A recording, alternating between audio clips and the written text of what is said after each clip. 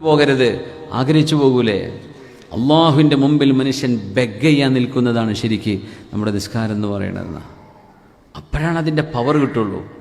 ആ നിസ്കാരമുള്ള ഒരു മുഅ്മിനായ മനുഷ്യന് ദുന്യാവിലെ സർവ്വതും പേടിക്കുന്ന, അവർക്കൊന്നും ചെയ്യാൻ കഴിയില്ല. ഭയങ്കരമായ പ്രകാശമായിരിക്കും. ഖശഅലക സമഇ വബസരി വമുഖി വഅൽമി വമസ്തഖല്ലത് ബിഹി ഖദമി. എന്നിട്ടാണ് സമിഅ അല്ലാഹു ലിമൻ ഹമിദ. മഅ്മൂമ് നിൽക്കൽ എങ്ങനെയാന്ന് മുഅ്മിന് ചോദിച്ചത്. ഇമാം മഅ്മൂമ് നിസ്കരിക്കുമെന്ന് വേറെ രണ്ടാമത്തെ ഒരു മഅ്മൂമ് വന്നാൽ എങ്ങനെയാണ് ചെയ്യേണ്ടതെന്നാണ്. അത് നമ്മൾ മുമ്പ് പഠിച്ചതാണ്. ഇപ്പം നമ്മൾ നാട്ടിലൊക്കെ ഇതെല്ലാവർക്കും അറിയുന്ന മസാലയാണെങ്കിൽ ഇത് എളുപ്പമാണ്. നിങ്ങൾ അത് ചെയ്യേണ്ട കാര്യം എങ്ങനെയാണ്? എങ്ങനെ രണ്ടാളും കണ്ട് വരുന്നാൽ ഉസ്മാനും ആമിർക്കും വരി. ഒരു ഇമാമും വേണം. ആമിർക്ക് ഇമാമായിക്കോട്ടെ. ഒരു മമ്മും കൂടെ വരി. ഒരു മമ്മു അഷ്റഫ് വരി. അപ്പോൾ ഇമാമും കൂടെ നിസ്കരിക്കുകയാണ് അല്ലേ? ആണ് ഇമാം. അഷ്റഫ് ഞങ്ങൾ അങ്ങോട്ട് നിൽക്കി. മഅ്മൂമ് നമ്മൾ ഉസ്മാൻ സാഹിബ് മാത്രമാണ് മഅ്മൂമായി നിൽക്കുന്നത്. അപ്പോൾ ഒരടി ബാക്കിലായിട്ട് ഇമാമിൻ്റെ വലതു ഭാഗത്ത് ഒരു നിസ്കരിച്ചു കൊണ്ടിരിക്കുകയാണ്. ഇവർ ഖിയാമിലാണ്. അപ്പോൾ അഷ്റഫ് വരുന്നു.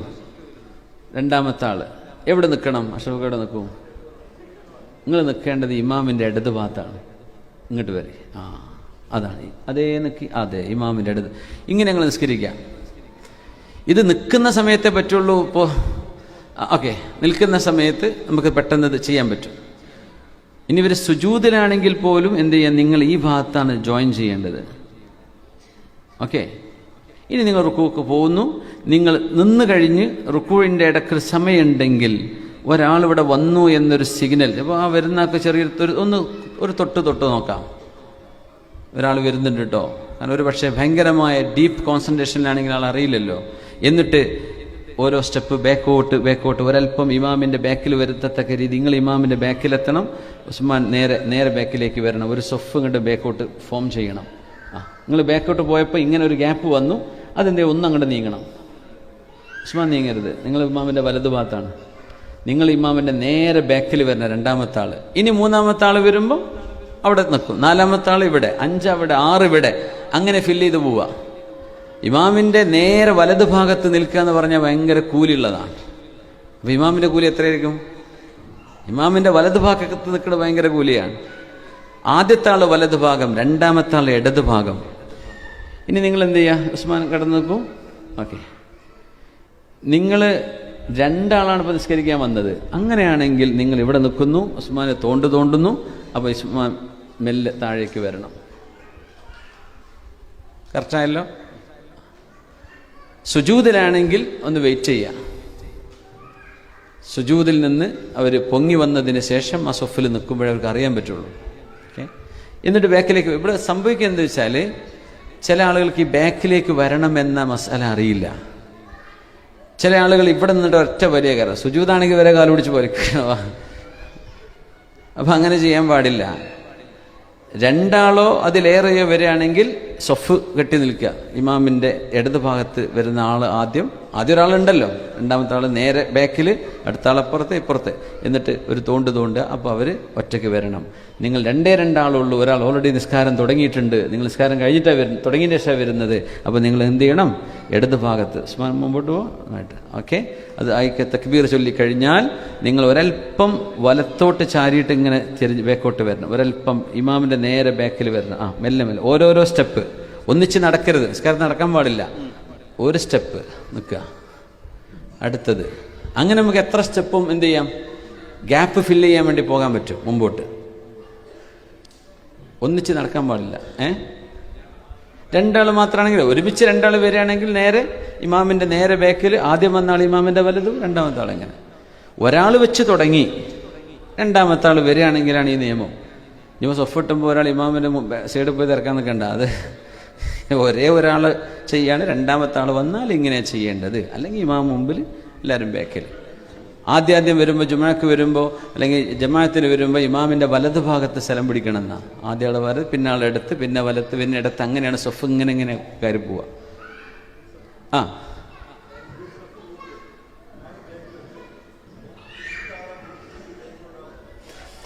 ഇപ്പോൾ അങ്ങനെ ഒരു മസാല ഉണ്ട്. റോഫിക ചോദിച്ചതെന്ന് വെച്ചാൽ ഒരു സൊഫ് മുഴുവനായിട്ട് നിൽക്കുകയാണ്, നിങ്ങൾ രണ്ടാമത്തെ സൊഫ് ആരംഭിക്കുകയാണ്. ആദ്യത്തെ സൊഫിൽ 30 ആളുണ്ട്, നിങ്ങൾ 31ാമനായ ആൾ രണ്ടാമത്തെ സൊഫിൽ വന്ന് നിൽക്കുകയാണ്.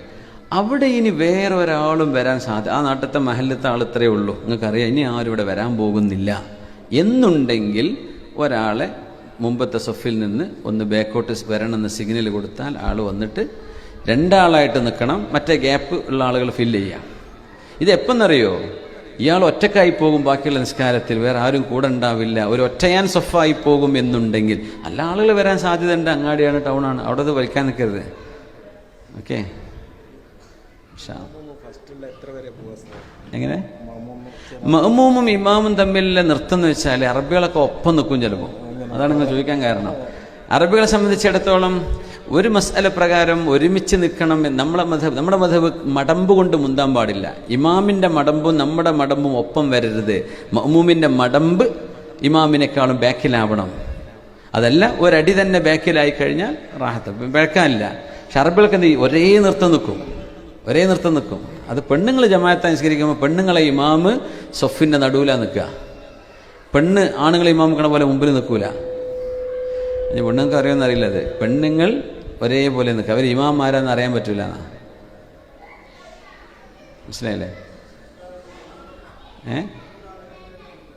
എത്ര ആളുണ്ടെങ്കിലും പെണ്ണുങ്ങളെ ഇമാമ് മുമ്പിലേക്ക് കയറി നിൽക്കൂല. അവർ സൊഫിൻ്റെ നടുവിലുണ്ടാവുക, സെൻറ്ററിൽ.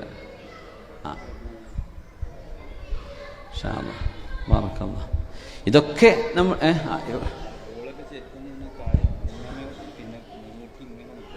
അതെ അറബികൾ ഇപ്പം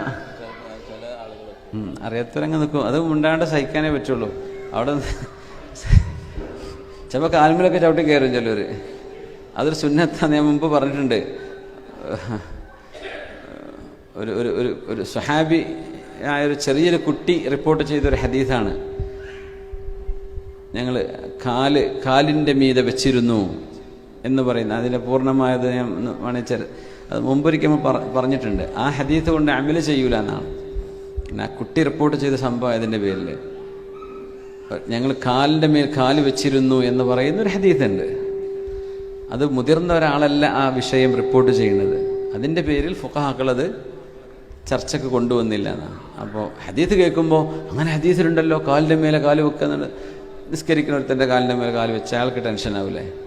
ഇവൻ എന്താ എൻ്റെ കാലുമ ചെയ്യാൻ പോണത് റബ്ബേ, ഇത് ചവിട്ടി ഇറക്കുമോ, എനിക്കിനി വേദന ആവുമോ?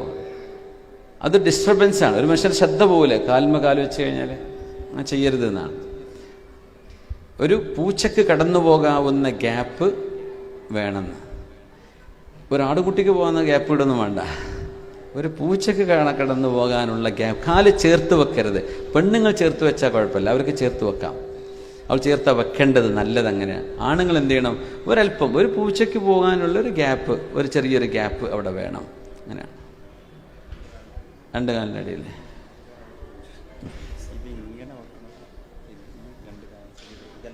സുജൂദ് ചെയ്യുമ്പോൾ 2 കാലും നമ്മൾ ആ ഗ്യാപ്പിൽ തന്നെയാണ് വെക്കേണ്ടത്. കാല് ചേർത്തിട്ടല്ല വെക്കുക. സുജൂദ് ചെയ്യുമ്പോൾ കാല് സുജൂദിലേക്ക് പോയി കഴിഞ്ഞാൽ വിരലുകൾ ഖിബിലയിലേക്ക് വരത്തക്കെഴുത്ത് വെക്കൂലേ, 2 കാലും ഒപ്പം വെക്കരുത്. എന്ത് ചെയ്യുക, ആ ഒരു ഗ്യാപ്പ് അവിടെയും കീപ്പ് ചെയ്യണം. ഇതൊക്കെ പറയുമ്പോഴും ഇബ്നുൽ ഖയ്യിം തങ്ങൾ 4 വിഭാഗം നിസ്കാരക്കാരെ സംബന്ധിച്ച് പറഞ്ഞു. 4 തരം നിസ്കാരക്കാർ. അതിൽ ആദ്യത്തെ ആള് മുആഖബാണ്, ശിക്ഷ കിട്ടും. അതെന്താ സംഭവം എന്നറിയോ?